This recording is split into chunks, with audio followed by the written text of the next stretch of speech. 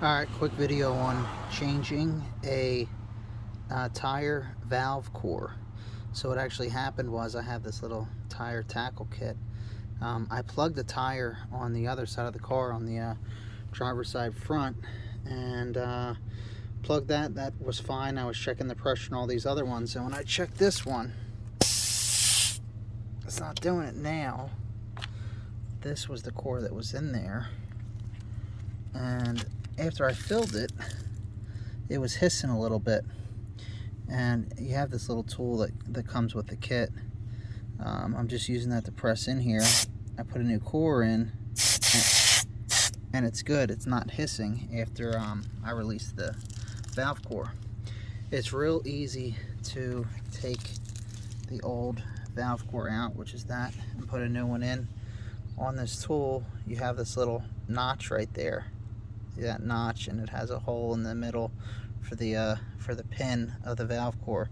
That just can go right over here, and once it's seated in, you just turn to the left to undo the core. Now I already put the new one in, so I'm not going to undo it, but you just turn to the left, and when there's tire pressure in there, you just got to make sure you don't let that thing just fire on out, because the tire pressure of the air will just push that out. So you just kind of use that to like modulate it, and once you get it loose, just be careful when you're pulling it out that it doesn't, you know, shoot out and you lose it. I mean, if it's the bad one anyway, it might not be a big deal, but I don't know, sometimes it's, maybe you're trying something, maybe you got a little leak and you think it's the valve and it's really not a bad valve core. Maybe you want to save it, so you know, you just don't want that shooting, well, especially shooting into your driveway, and then maybe you run over this stupid thing and puncture your tire. This is the old one, but I couldn't see anything wrong with this. I was messing with it. You just basically push on that pin and that releases up there, but I didn't see any problems. Maybe there's dirt in there, it's just not sealing as well anymore, I don't know. But I put the new one in, use my little handy tool. Then I use my little handy tool, like I said, just to test the new valve, and it's releasing air and holding it after you release it, so good to go. I guess I could have done a video on the tire plug. Tire plugs are pretty easy on the other side. Don't let them intimidate you. This is probably not the best kit because it's kind of like screwdrivers. But basically, you just take the screw or nail out. In my case, I had a screw, and I actually just used a screwdriver to back the screw out, and it worked, and then the tire starts hissing. You use this, and you kind of screw it in and kind of screw it out, and you make the hole large enough to basically fit this with this, what's the actual term of it? It would be the repair string. So this is a repair string.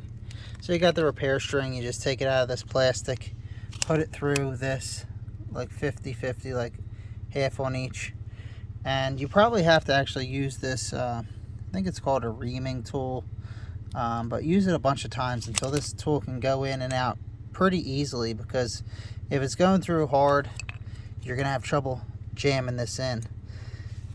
The kits that have T's on these are actually probably better, because it's easier to pull in and out. If you could kind of do it like this, you have a T, and you can hold the T in the palm and kind of go like that and go in and out. That's much easier than like a screwdriver. It makes it a little tougher.